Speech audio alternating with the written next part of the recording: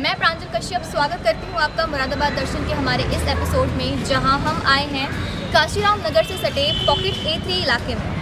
यहाँ पर यहाँ के कुछ गरीब लोगों को मायावती सरकार द्वारा ये मैं कैमरामैन से गुजारिश करूँगी यहाँ पर फोकस करें, ये कुछ घर उपहार स्वरूप मिले थे। लेकिन जब तक मायावती सरकार रही तब तक इन घरों की हालत ठीक रही। जब तक मायावती सरकार रही तब तक यहाँ पर विकास की लहरें दिखती रहीं। लेकिन अब यहाँ कैसी लहरें दिखती हैं वो आप स्वयं देख सकते हैं।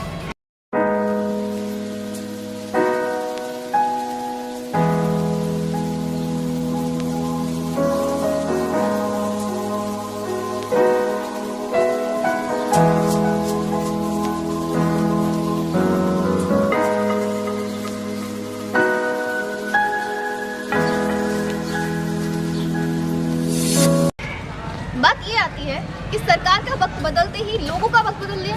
लोगों का वक्त क्यों बदले? बात ये आती है कि लोगों ने अगर सरकार को बदला है तो अभी सरकार की जिम्मेदारी है कि जिन मुद्दों पे सरकार को बदला गया है उन मुद्दों को सुधारे, ना कि उन मुद्दों को बद से बदतर कर दिया जाए। आज यहाँ पर लोगों के पास न रहने के लिए ठीक से घर है, न पीने के लिए स्वच्छ पानी है, न स्वास्थ्य सेवाएं हैं, न सड़कें हैं, न रोजगार है, न बिजली है, न कुछ है। आइए बात करते हैं हम यहीं पर रहने वाले एक रिक्शा चालक से और पूछते हैं उनके इस पूरे सीन पर क्या विचार। तो आपको क्या परेशानियां हैं जो आप फेस कर रहे हैं? अरे यहाँ तो साहब सभी है, सफाई की कोई सबसे ज़्यादा सफाइयों की सफाइयाँ भी नहीं होती। दूसरी चीज़ ये है किसी के पास जाओ तो वो काम को नहीं सुनता। पार्षद है तो पार्षद के पास जाओ तो वो भी नहीं सुनता।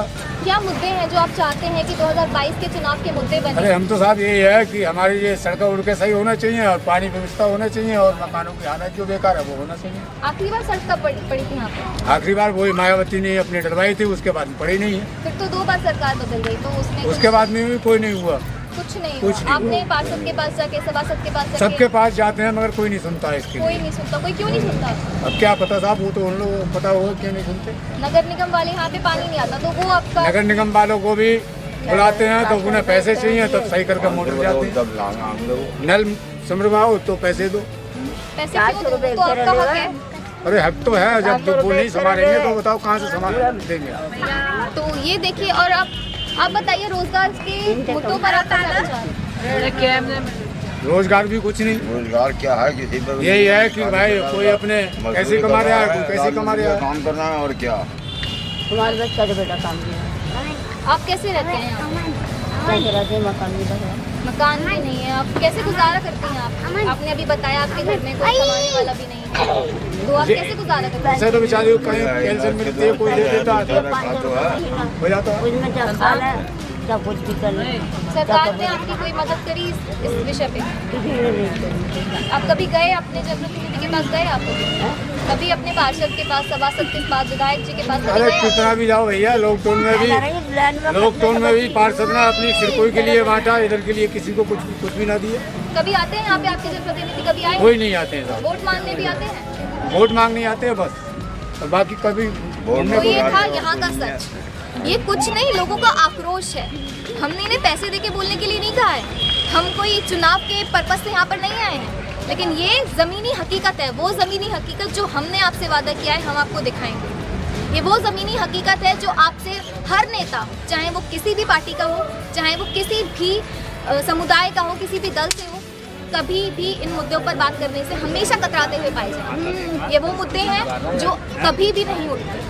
यहाँ पर इतने सारे बच्चे हैं, यहाँ पर इतनी सारी महिलाएं हैं जो मैं देख पा रही हूँ, वो उन सभी की एक बेसिक डिमांड ये है कि यहाँ पर स्वच्छता हो। कम से कम पीने का स्वच्छ पानी तो इन्हें मिले। घर नहीं है, सड़कें नहीं हैं, पानी का अधिकार तो सबका होता है, पीने का पानी तो सबको मिले, खाने के लिए 2 वक्त की रोटी, रोजगार, इसके बिना कैसे जिएगा इंसान?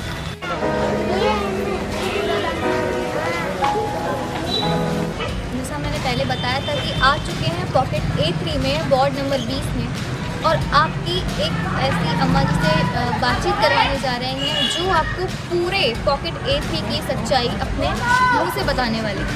तो अम्मा जी, आपको सरकारी योजनाओं से कितना लाभ मिला? सरकारी लाभ बेटा यही मिला हमें, बस ये मकान मिला और कुछ नहीं। उज्ज्वला योजना से जिसमें सबको गैस सिलेंडर मिलता है, आपको कुछ मिला? नहीं, गैस सिलेंडर नहीं मिला, गैस सिलेंडर नहीं मिला। बस राशन सब मिल गया, राशन। और मुझे और किसी चीज़ से कोई मतलब नहीं। क्या क्या परेशानी आपको रोज देखनी पड़ रही घर में पानी भर गया, बहुत परेशानी। बैठ बैठ के खाटों पर रात काट दी, सारी रातें ऐसी काटी है। पूरे जाड़ हो गए, पूरा चमासा हो गया, मैंने ऐसी काटी है, दूसरा जाड़ा गया। तो आपने कभी किसी भी जनप्रतिनिधि के पास, पार्षद के पास, अपने वार्ड के किसी नेता के पास जाके बात करी? बात करी तो किसी ने मेरी सुनवाई नहीं करी। क्यों नहीं करी? क्या पता क्यों नहीं करी। तो आप कब भेजेंगे, भेजा तो किसी भी नहीं आते। रोजगार कैसे करती हैं आप? गुजारा कैसे करती हैं आप? गुजारा मिल तो रही है, पैसे विधवा पेंशन कितनी मिलती है? 500 रुपये महीने। 500 रुपये में गुजारा हो जाता है? और क्या करेंगे, बकरी इंजीनियर उनसे गुजारा करेगी, बकरी पानी में ना उससे गुजारा करेगी। तो घर की हालत कैसी है?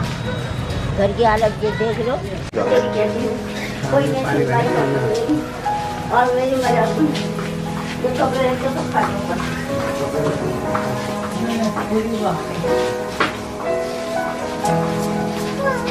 ये हालत करने वाले समय भी तो संभाली।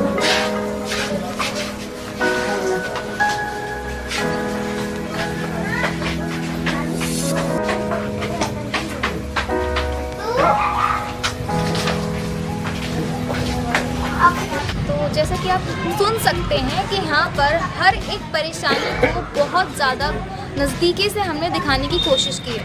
ना तो अम्मा जी को उज्ज्वला योजना से गैस सिलेंडर का कोई लाभ मिला है, ना रोज़गार के लिए कोई अवसर है, ना नेताजी सुनते हैं। घरों में पानी भरा हुआ है, स्वच्छता के नाम पर खेल हो रहा है। ये जो मकान यहाँ पर खड़े हुए दिख रहे हैं, ये कब ध्वस्त हो जाएं कोई अंदाज़ा नहीं लगा सकता। यहाँ पर बिजली की कोई दूर दूर तक कोई ऐसी देखने को नहीं मिल रही है कि यहाँ पर बिजली आएगी नहीं आएगी। और बारिश में ये हालत जो यहाँ पर हो रही है, पानी भरा हुआ था, लोगों को जो दिक्कतें देखनी पड़ रही हैं वो असहनीय है। सुनकर भी कानों पर हाथ रखने का मन करता है कि एक ऐसी ज़िंदगी भी लोगों को गुजारनी पड़ रही है।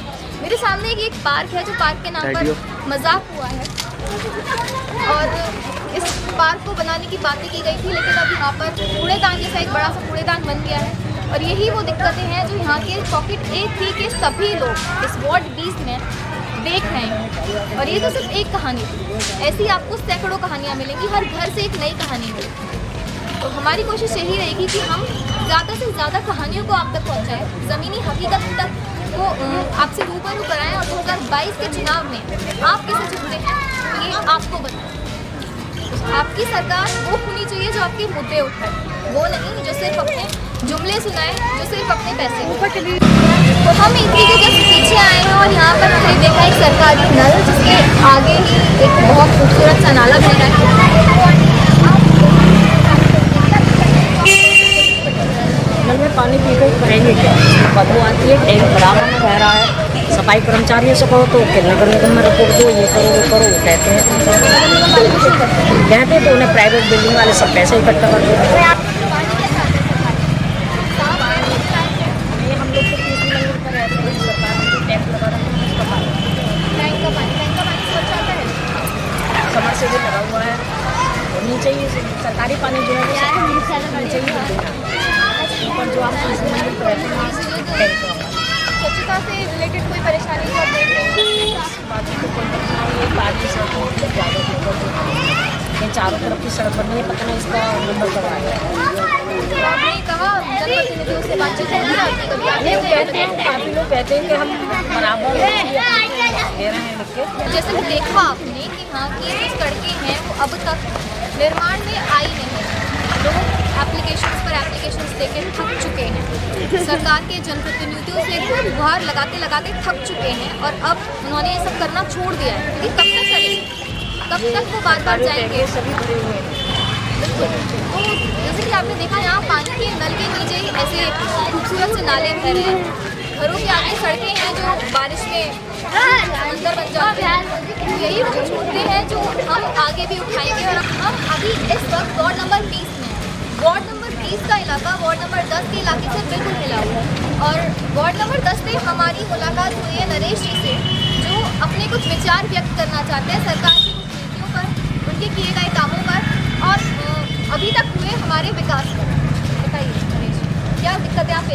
देखिए, मैं ये कहना चाहता हूँ कि बैंक कॉलोनी वार्ड नंबर 10 में एक तो सफाई कर्मचारी कोई नहीं आता।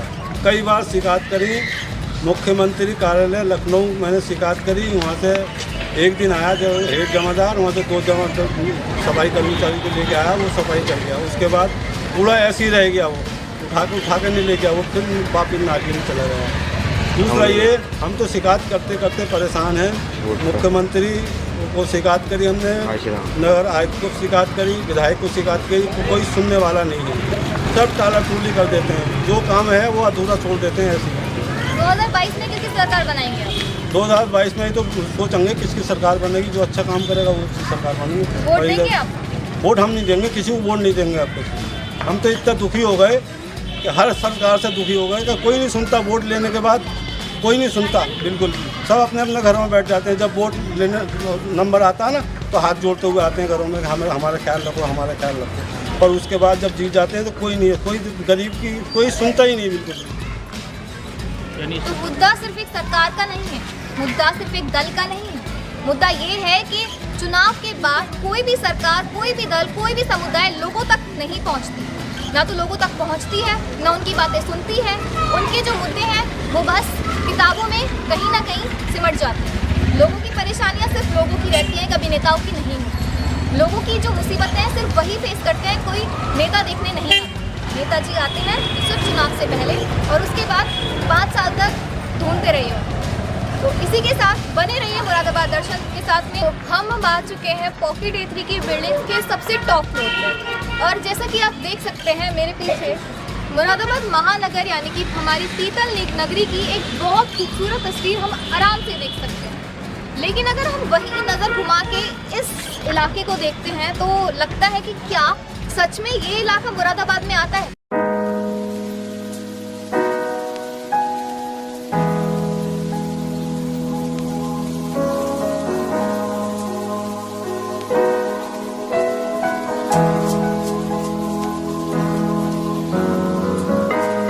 मुरादाबाद वो एरिया, वो पीतल नगरी जो एक्सपोर्ट्स में, जो पीतल के एक्सपोर्ट में इंटरनेशनल लेवल पर अपना नाम कायम कर चुकी है। वो मुरादाबाद की पीतल नगरी जो अपना परचम इंटरनेशनल मार्केट्स में लहरा चुकी है। लेकिन वहीं अगर हम उसकी इस तरफ जस्ट सामने ही देखते हैं नज़र घुमा के, तब हम पाते हैं कि यहाँ के लोगों की जो परेशानियाँ हैं वो बहुत बेसिक हैं। ना स्वच्छता, ना रोज़गार, ना खाना, ना पानी, ना कुछ सैनिटाइजेशन की कोई प्रॉपर अरेंजमेंट्स, कुछ भी नहीं। और लोगों की मांग क्या है? सिर्फ ये कि उन्हें एक बेहतर जीवन मिल सके, सिर्फ ये कि उन्हें स्वच्छ पानी मिल सके, सिर्फ ये कि उनके घर के सामने की सड़कें ठीक से बनाई जा सकें। तो क्या ये बहुत बड़ी मांग है? क्या हमारे नेता इतनी सी बेसिक डिमांड्स को जनता की पूरी नहीं कर सकते? क्या हमारे चुनाव सिर्फ वोट लेने के पर्पज से किए जाते हैं? ये वो सवाल हैं जो हम हर चुनाव से पहले पूछते हैं और सिर्फ सवाल बनकर रह जाते हैं। और जाते जाते मैं पूछना चाहूँगी हमारी अम्मा जी से कि वो क्या परेशानियाँ फेस कर रही हैं, वो क्या परेशानियाँ देख रहे हैं। हमारा तो सब बातें ही परेशानी है। सबसे ज़्यादा दिक्कत आपको किस चीज़ से होती है? पानी से। पानी नहीं है और मकान टपकता है, अपने आप सीमेंट डाली है। तो एक बार मकान मिलने के बाद लोगों ने मकान की जो मरम्मत है वो खुद से करवाई। बारिश का मौसम अभी आके गया है, ठंड आने वाली है, छतें लोगों की अब भी टपकती हैं। ऐसे में लोग बीमार नहीं होंगे तो क्या होंगे?